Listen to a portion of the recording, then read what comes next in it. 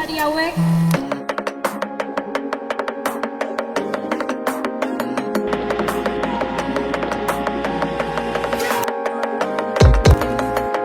txapelketa nagusiko txapelduna Txapelpekoak. Maider Galardik betaurreko moreekin asteburuari jarritako titulua. Maskulinitateak, zarrak eta berriak. Eta azpititulua? Durangokoarekin amaitu da final aurrekoetako lehen itzulia. Eta aurrekoetan bezala zer esana eta zer entzuna utzi du Durangokoa. Ikusi ahal izan genituen benetan ia negarrez holtza gainean bertsolariak nolabait gaiak ala behartuta. Saio Alkaizak polimaitasunari egin zion erreferentzia olako gogoeta feminista interesgarri batzuk utzita, baina holtza gainean egon ziren gizonezkoak azaldu zuten zaurgarritasuna izan da kaso oihartzun handiena eduki duena. Beñat Gaztelumendik esate baterako abestu zuen negar egitea indartsu izateko modu bat dela. Eñautek benetan ia malkotan aitortu zuen sentimentalki zurruna zela. Julio Sotok zeren gizon hoi asko kostatzen zaigu zaurgarri izaten kantatu zuen eta Aitor Bizkarrak berriz eta nik kanpotik gizon plantetan baina barrutik negarrez. Edo Mendiluzek elkarrekin negar egiteari egindako erreferentzia hori. Zalantzari gabe joera berriei eta genero ikuspegiari eutxita egindako aurrera pausoak direla esan dezakegu. Eta zalantza daukat horri egiten diogun gorazarreagatik ez ote diren iskin batean gelditzen irmo eta mezu feminista zuzenekin kantuan aritzen diren bertsolariak. Izan ere, maskulinitateak zarrak eta berriak maskulinitate izaten segitzen du eta bi urroietan Nigerian nabaritu ahal izan genituen bertsolariak saio osoan zehar. Zortziko txikian Beñat Gaztelumendi eta Aitor Bizkarrak kantatu zuten pixukideak zirela eta Beñatek kantatu zion Aitorri berak egiten zituela zaintza lanak. Seiko motzean Beñat Gaztelumendi berriro eta Aitor Mendiluze elkarrekin egoten ez diren lagunei buruz ari ziren kantuan eta nolabait hotz edo zalantzati eta mesfidati ikusi izan genituen eta zer esan Eñaut Martikorenari buruz berak aitortu duen arren ez dela eroso sentitzen, sortu da halako iruditeri bat bere gainean, txirrita berriarena edo bertsolari klasiko eta hortaz maskulinoarena. Esan nahi dudana da, ea zergatik goresten ditugun hainbeste halako aleginak eta zergatik gogaitzen gaituzten hainbeste mezu zuzenekin aritzen diren bertsolari feministak eta bi zahar ala berri maskulinitatea izaten segitzen duela eta hala izendatu behar dugula. Txapelpekoak. Lupatik begiratuta zenbakiak datu bihurtzen dira.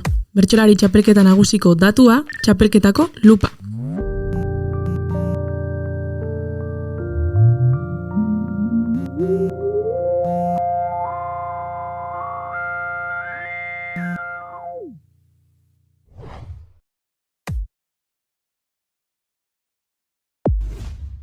Ze interesgarria, bost gizon, emakume bat, amatxo maitia, zaurgarri negar, baina saioa polimaitasuna oso interesgarria. Errimak, doinuak, oinak, puntuak eta puntua? Puntu morea. Ze interesgarria den kultura. Izan ere, batzuetan fikzio bat irudikatzen, hausnartzeko espazioak ematen dizkigu, eta ni ikusten bertso saioa esan zortziko txiki horretan Beñat Gaztelumendi eta Aitor Bizkarraren arteko bertso saio hori ze interesgarria heteroaraua eta genero harremanak ere irudikatzeko. Izan ere, premisa oso erresa zen, bi pixukideek batek telelana egiten du egongelan eta beste pixukidea esaten dio, bera lanean ari den bitartean isilik egoteko. Beñat da isilik egon behar duena eta Aitor Bizkarra aldiz telelana egiten duena. Eta nola bien artean sortzen den lanaldi, soldatapeko lanaldia eta etxeko lanaren arteko rol jolas hori. Badirudi, soldatapeko lana klase aldetikan garrantzitsuagoa dela etxeko lan hori baino, eta bien arteko hautsa pasa, ez pasa eta horren arteko solas horretan ikusten da nun kokatzen dugun gauza bakoitza. Lanan nun nahi eitien dut orain eta lehen, ta zu alperkerian jaita astelen, lanean zure aurrean ipini naiz zeren, ikasi beharko duzu nola egiten den, tiarai lararai lararai, nola egiten den.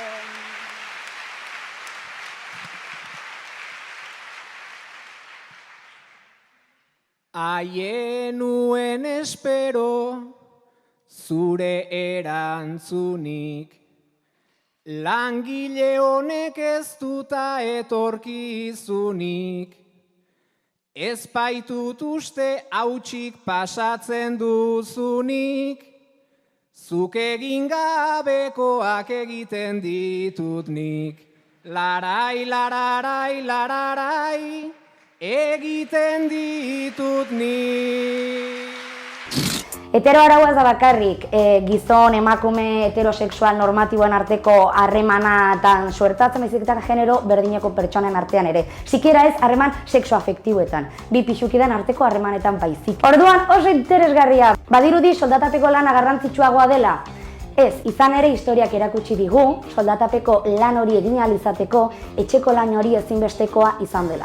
Gora gure amona, gora gure amak, gora soldatapeko lan hori egin ez zuten, pertsona horiek zen beraiek gabe ez ginake onera iritsiko. Gauzatxo bat bakarrik, odola ematen dezutena ez dute zertan bat bira deitu zen bertako profesionalak ohituak daude jendia mareatzea, eman odola, lasai. Julio, zer da mukuru? Plaza batea junda bertsolari izen leikela emakume bat, brutik pasa ere ez. Beti izan hori jolasa, gaina ume garaian, eta gero festa eguna, eta bertsolarik, bi bertsolari edo bi gizonezko kantari, baina haien bertsoa, enaiz gehiagiola akortzen, kriston bertso bat, hori ez, ikustegin ditula bai. Atzera begirakoa, aurrera egiteko. Haiek bidea aurratu zutelako baikara, izan zirelako gara. Nik dakatzea, Amuritza txapela jantzizun final hori, ikuste izan dizala. Euskal Herriko bertsolari txapelketa honetako txapeldun Xavier Amuritza dugu.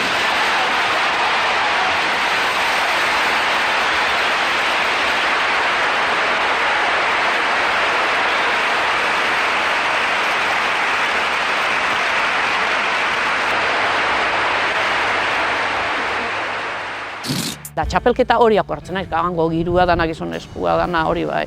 Gai jartzaile, bertsolari, gaiak, emakumean tratamentuketa, baina dana onartza gendun, da kriston bertzok, eta ni neu aurrena, pixkat horrelako pentsamentukuan izan ni neure, giro hortan, da nik hori maialen, nik uste finalea, aurrena sartu zanean, sentitzen nula ez dakit olako gauza bat zerbait berez, zirrara, nik ez dakit sentitzen nun, baina egia da eragin diteziala. Eta torri behar izan zuen onena, porque bestela beti izango zen, beti seguru zen barbeak ere inberko zuen arraunen zaten auran kontra makina bat aldiz, baloratzeko, ahotsa dala, postura dala, gorputza, edo zer gauza, exigentzi geixio edo ni pentsatzet, porque oandik ane lupakin behiratzea deula, ni pentsatzet itxurak, formak, ez dakiz zer.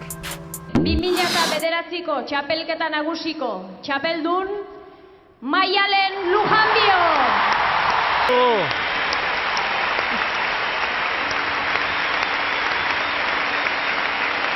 Hortxe txapelduna, eta txapeldun ordeak nola besarkatzen duen. Hori da besarka da unkigarria, bien artekoa. Maialen Lujanbio, Euskal Herriko bertsolari txapelduna.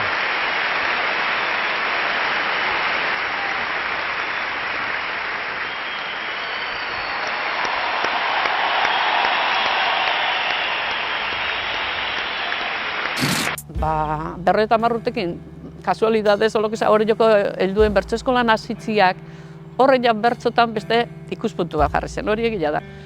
Eta eskertu berdu pila bat, danak izunezko ziren, baina egia da nahi mimo asko mandiela. Eta horrek irikizian bidia geho, baina geho egia da alduntze bertso eskolan apuntatu nitzala, eta horre emakumeak ingendun, askizun ingendun topaketan da zean, momentu hartan oso osean, ondanea juteko edade hortan, ez dakit, berrogeita hamar urtetik 60 hor, haukin nuntzea dane apuntatu nahi nula, dana deskubrimentua zala eta dana kristona iruditzen zitzaidela, porque niretzako kristona zan, hor alduntze bertso eskola. Hori ja izan da niretzako, baina nire bizitzan, aldaketa bakarrik ez neu, guztua, nire bizitzaz, nire gorputzaz, nire izaeraz, arro sentitu hasi nauen eta baloratzen, nire buruare pixka baloratzen, da hori, aitzen nun dana, esate zieten dana, nola tratatzen ziaten, nola errespetatzen ziaten, nola, hori dana, pixkat igual, oain arte gere buruai ukatuta geneuzkan za hori, ez da izu izan behar inorreztak izer, persona bat izatiakin merezi dezu errespeto bat, eta izan nahi dezun bezala izatiakin da. Horiek hor deskubritu nituen, eta, niretzako izan da izugarria. Eta hor, bertzua eta emakumea, asko.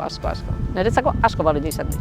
Adozena zarautzen zegoen, urruti zenik ezpentza, Seinyorarek emate zuen, zuela gure jabetza. Arazartzean astu genuen, amaren menda erretza. Grazik buruan genuen azan, erromerian ametza. Zukaldekoak bata txurila, donzelak uniformea, ume zaitzaile eta begiraile, beti behar neskamea. Baserritarra izan behartzan, eta ez kalekumea. Eta gure handirurik etzan, baina bai nahiko umea. Emakumea dijo hasti oso ondo, eta pasakoia, eta igual mezi duen danak ez dakit pasakoian, porque zan nahi dut, baino egia da oso ondo bertutan egiteuela gainetikan, meritu handi hondikin, eta ni arro nago neska bertzolaritaz. Atzeko 8 bertsolari hauek